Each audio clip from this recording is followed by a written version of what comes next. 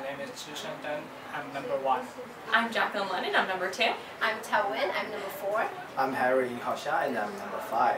Today we're going to talk about SEAL Team 6, and now please enjoy. So in order to get a better idea of what SEALs Team 6 is all about, it's important to get a glimpse into their culture and their team makeup. The Navy SEALs are homogeneous by nature. It takes a special type of person to do the tasks that they do, and they're all like-minded military personnel that have shared experiences on and off the battlefield. Many argue that a homogeneous makeup is not the most ideal, but in this case it is. Homogeneous teams tend to perform better underneath tasks that are in uncertain environments. We chose this team because they're expected to perform all of their tasks perfectly and without fail. This is very difficult, especially for, again, in the environments that they deploy in. Even though the Navy SEALs are small groups, they actually operate with a large group of operators, about 300 that help them all throughout any of their missions with certain intel and assisting them every step of the way. And if we look at SEAL Team 6's philosophy, it's clear to see that they emphasize shared goals, success, and teamwork. They also emphasize a portion of it to building a brotherhood, and for them it comes easy and naturally. Our first example is, of course, close quarter recon, and here it's about trust and how you build that in training. So once team training officially begins, it's called INDOC for short, and here teammates are trained all together in groups. No one's trained individually at all. Here, the hopefuls are trained in arduous tasks that are both mentally and physically hard. As we see here, they're very notorious. Also, swim buddies are something we learn about here. This is when you're paired up with another individual and you cannot be arm's distance away from them at any moment. You need to go to the bathroom with them. If they fall off the boat, you fall off the boat with them as well. This is important to emphasize. Their most important thing that the SEALs are about is that they leave no man behind on and off the battlefield. This type of tactic is advantageous because it builds on team interactions and trust. Here, the teams acquire a higher form of consciousness for both themselves and others, and thus can better predict each other's moves off the battlefield and on the battlefield as well. Not only do they train as a group, they also are punished as one as well. So if a person is not present for their daily lineup, the rest of the group is expected to run laps on that person's behalf. While this may seem unjust, it actually is successful in this case because the SEALs self-police themselves. If one person slips up, it's likely that it's not going to happen again for fear of disappointment and making your brothers do the task for you. Okay, thank you, Jacqueline. Now I'm going to talk more about the communication. So, if the SEAL Team 6 want to success and accomplish the mission, even so dangerous mission, they can't only rely on the trust. They also need to communicate it before the mission, and because after some meaningful communication and clear and accurate information sharing, every members will know the right position during the mission and what kind of enemies they need to eliminate and what kind of jobs they need to do during the whole mission. And this whole communication things will improve the whole success of the team, and also communication strengthens the trust too. And also for the communication, before the communication, everyone need to have goals, which for the SEAL Team 6 is accomplish the mission and no one left behind. And they care about everyone, each of the members. That's why they can communicate that fast, and they can do the right person in the right place during the mission. And also because they have the trust during the training and also other missions, they can communicate with non-verbal behavior such as eye contact and the sign of the hand, even something go wrong during the missions. And now Jacqueline is going to give you more about the recommendation about training and trust. So our first recommendation is to conduct individual training. All SEAL team members have training that's conducted as groups, but here it might be advantageous. If the SEAL find themselves alone in enemy territory when a mission goes wrong, it's important that they possess certain skills that can help them survive, because that's the most important thing after all.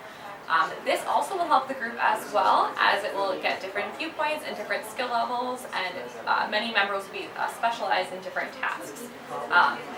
They can help each other problem solve when other members are not equipped to do so. Now I'm going to talk about some recommendation about the communication. So the thing is feedback.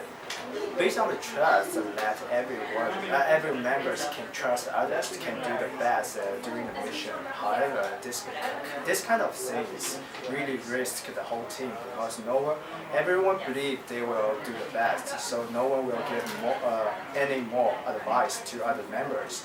Because even the members of the SEAL Team 6, no one's perfect, even they're professional. So if you can give some feedbacks from the team member, which is the people who they trust the most, it will help them to do better and get better performance during the mission. Because when people feel appreciated for their feedbacks, they are more likely to continue to share their feeling and their performance, and also create a communication. Create a communication environment for whole team. Will also make people to feel free to share their mind, and this will be a great help to all the performance of the whole members for the whole team, and also raise the successful rate for the mission. Thanks for Henry. Another famous behavior is the mission of killing Osama bin Laden. Everyone can remember what was happening on September 11, 2001. From then on, Osama became the first enemy of the whole United States. In 2010, the CIA investigated very deeply in Pakistan and suspected that Osama was living in the third floor apartment just outside Abu Dhabi, a prosperous city in Pakistan. President Barack Obama signed the text to SEAL Team 6. Bill Marathon is the commander of the operation. The first thing he do is set the goal. Both the team performance and individual performance will be proved when the individual have a compatible goal with the team goal in the independent test. In these situations, Marathon aligned the individual goal with the overall mission. When they set the clean and simple goal, killing Osama and protecting the honor of the United States. When the goal was setting, the team members train harder, they share information, they trust each other and fight for the same goal. By doing this, they keep the backup and improve the team performance. Inspirational motivation is also very important. Inspirationally, they should use words and emotional appeals to manage meanings and impressions to let the group member achieve more than self-interest and promote the team spirit. When Marathon talk about the mission, they show up the picture about 911 and remind his follower what Osama has done to the innocent people. The team members know the meaning of this mission is not just fulfilling their own individual goal, but protecting the honor of the United States. Know they are going to die, yet they still do it. This is the spirit of SEAL Team 6 and also the power of motivation.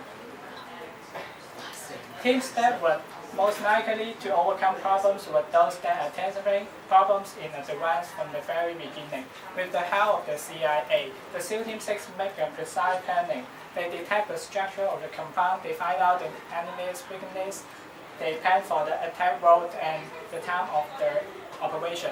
Finally, they take all of this into rehearsal. In the rehearsal, they find out what may be happening in their operation and try their best to avoid the accident. In this time, they get ready.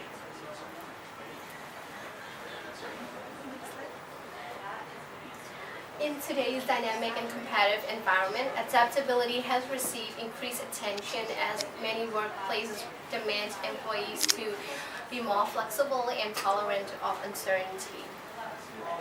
Adaptability is also one of the 8 generic teamwork skills that determine the team's success or failure. Team adaptation is a change in team performance in response to a cue string that leads to a functional outcome of the entire team.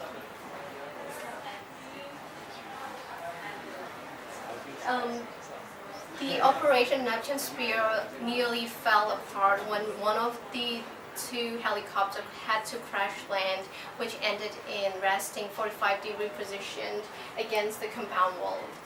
However, both the team leader and the team overcome the situation and accomplished the mission successfully.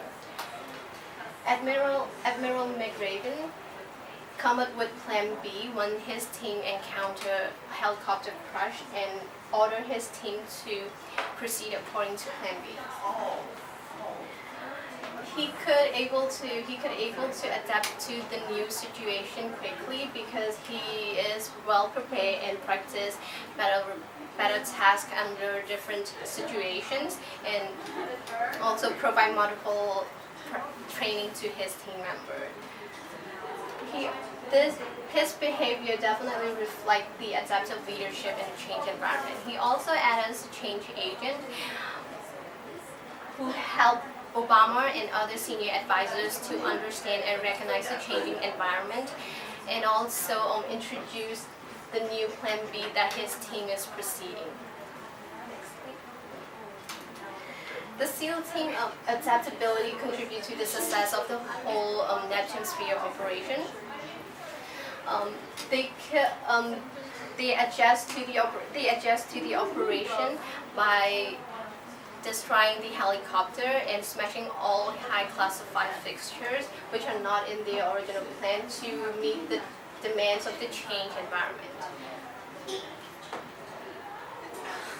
And also they can also adapt to the environment very well because of their collective trust relationship between team members and constant information sharing between team members, which help team members anticipate one another's needs, provide useful information, and coordinate with the inputs. Okay, here's the recommendation. Coming down is also very important. Inspiring people to more motivated is a way to let the followers reach their potential. However, emotional excitement is not always good, especially when the operations needs precise actions. Stress will also lead to more mistakes.